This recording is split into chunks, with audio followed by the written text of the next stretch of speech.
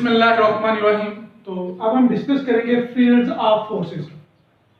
तो हमारे पास है न्यूटन लॉ ऑफ ग्रेविटेशन।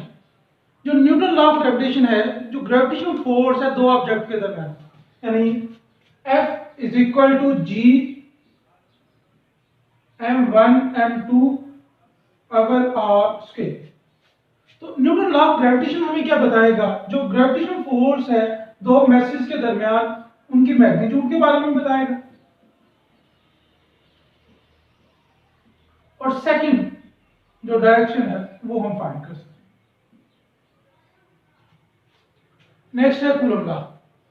जो कूलम लॉ है, इसकी मदद से जो दो चार्जेस हैं उनके दरमियान जो इलेक्ट्रिक फोर्स है F is equal to K Q1 Q2 over R square. अब इस इलेक्ट्रिक फोर्स की मैग्नीट्यूड क्या होगी?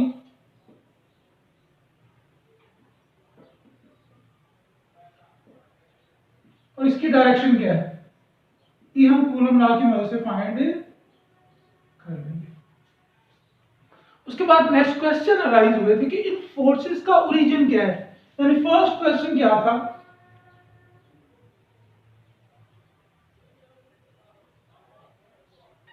ओरिजिन ऑफ फोर्सेस, यानी इन फोर्सेस का ओरिजिन क्या है। सेकंड क्वेश्चन था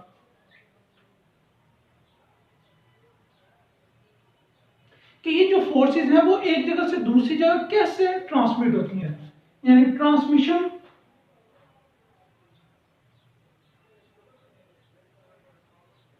ऑफ फोर्सेस।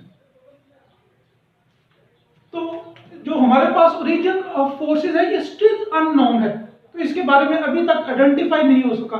लिहाजा इसको कहा जाता है इंट्रिंसिक फोर्सेस या बेसिक फोर्सेस ऑफ नेचर। उसके बाद नेक्स्ट है ये जो फोर्सेस हैं ये एक जगह से दूसरी जगह कैसे ट्रांसफर होती हैं। तो उसके लिए जो माइकल फैराडे एक साइंटिस्ट है, माइकल फैराडे, इसने कॉन्सेप्ट दिया था इलेक्ट्रिक फील्ड का।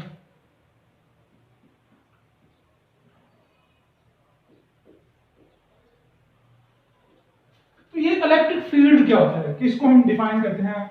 Electric field.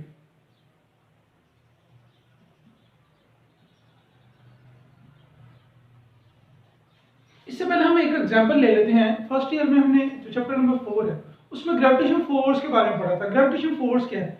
जमीन के गिर्द वो रीजन, वो स्पेस जहां पे अगर हम किसी दूसरी मैस को लेकर आते हैं तो जमीन क्या करती है, उसके ऊपर फोर्स एक्सर्ट करती है। उस रीजन को, उस स्पेस को हमने नाम दिया था ग्रेविटेशनल फील्ड।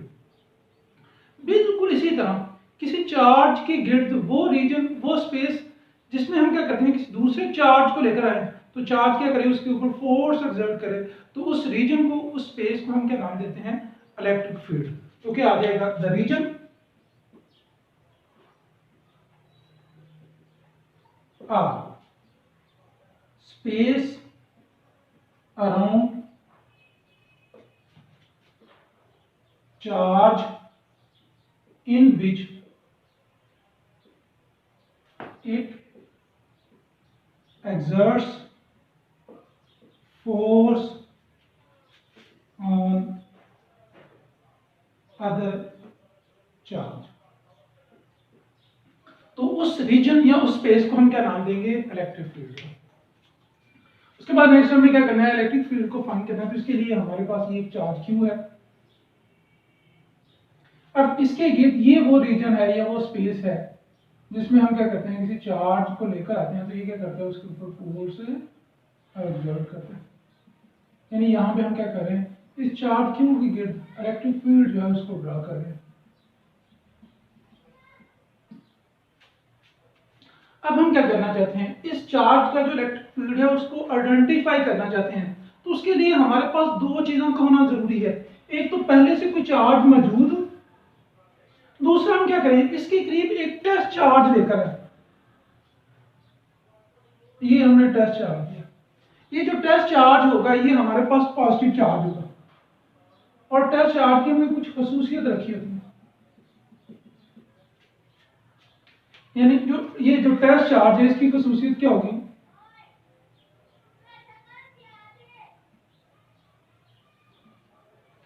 एक तो ये पॉजिटिव होगा और दूसरा होगा वेरी स्मॉल इन साइज। अब इसको बहुत ज्यादा स्मॉल हम क्यों रखते हैं, वो इस वजह से रखा जाता है कि ताकि जिस फील्ड के साथ इसने इंटरेक्ट करना उस फील्ड को ये डिस्टर्ब ना करे। तो अब नेक्स्ट है कि इस चार्ज को अगर हमने क्या किया यहां पे रखा है तो यहां भी इस चार्ज की वजह से जो फोर्स लग रही होगी उसकी वैल्यू कुछ और होगी, और उसके बाद मैं इसी चार्ज को मूव करके यहां पे लेकर आता हूं। तो जब चार्ज को इस पॉइंट पे मैं रखूंगा तो फोर्स की वैल्यू क्या होगी, कुछ और होगी। तो नेक्स्ट अगर इस पॉइंट पे लेकर आता हूं तो यहाँ पे फोर्स की वैल्यू क्या होगी, कुछ और। तो किसी खास पॉइंट पे अगर हम चार्ज को टेस्ट चार्ज को लेकर आए तो उस पॉइंट पे जो फोर्स पर यूनिट चार्ज लग रही होती है वो उस पॉइंट पे उसकी क्या होगी, इलेक्ट्रिक इंटेंसिटी। तो इलेक्ट्रिक इंटेंसिटी को हम डिफाइन करते हैं electric force experienced bye a charge at a particular point, तो उसको हम नाम देंगे इलेक्ट्रिक इंटेंसिटी। नेक्स्ट हमारे पास डेफिनेशन आ जाएगी इलेक्ट्रिक इंटेंसिटी की।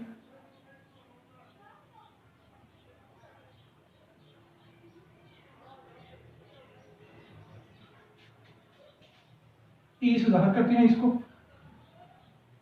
अगर सिंपल वर्ड्स में कहा जाए तो इलेक्ट्रिक इंटेंसिटी क्या है, E is equal to force per unit charge. अब यहां पे अगर फोर्स पर यूनिट चार्ज की वैल्यू ज्यादा होगी तो इलेक्ट्रिक इंटेंसिटी क्या होगी, ज्यादा। अगर इससे दूर हम जाते जाते हैं तो यहाँ force per unit charge reduce होती जाती है तो इलेक्ट्रिक इंटेंसिटी भी क्या होती जाएगी, कम होती जाएगी। नेक्स्ट इलेक्ट्रिक इंटेंसिटी जो है ये हमारे पास वेक्टर क्वांटिटी है, वेक्टर क्वांटिटी। इसकी डायरेक्शन वही होगी जो फोर्स की होगी, direction is same as force. उसके बाद नेक्स्ट है यूनिट। तो फोर्स का जो यूनिट है ये हमारे पास न्यूटन होता है और चार्ज का यूनिट क्या होगा, कूलम। तो इलेक्ट्रिक इंटेंसिटी का यूनिट क्या आ जाएगा, न्यूटन पर कूलम। नेक्स्ट हमने क्या करना है, इलेक्ट्रिक इंटेंसिटी फाइंड करनी है एक पॉइंट पर किसी पॉइंट चार्ज की वजह से। यानी ये हमारे पास पॉइंट चार्ज क्यू है, इसकी वजह से किसी पॉइंट, इस पॉइंट पे हो सकता है, इस पॉइंट पे हो सकता है, किसी पॉइंट पे हमने इलेक्ट्रिक इंटेंसिटी फाइंड करनी है। तो electric intensity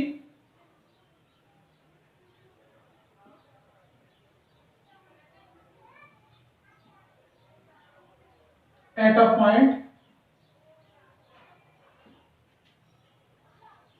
due two point charge Q.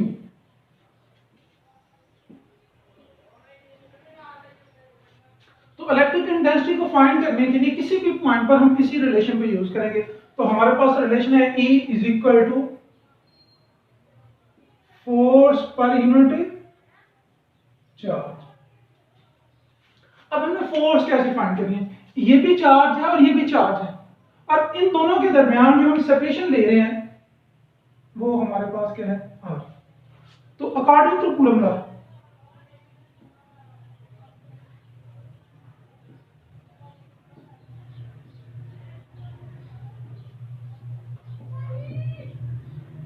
Coulomb law के मुताबिक दो चार्जेस के दरमियान जो फोर्स होती है वो किसके इक्वल होती है, वो क्या, ये हमारे पास आ जाएगी F इज इक्वल टू के Q1 Q2 अगर R स्केयर यूनिट वेक्टर आप क्या पाते हैं।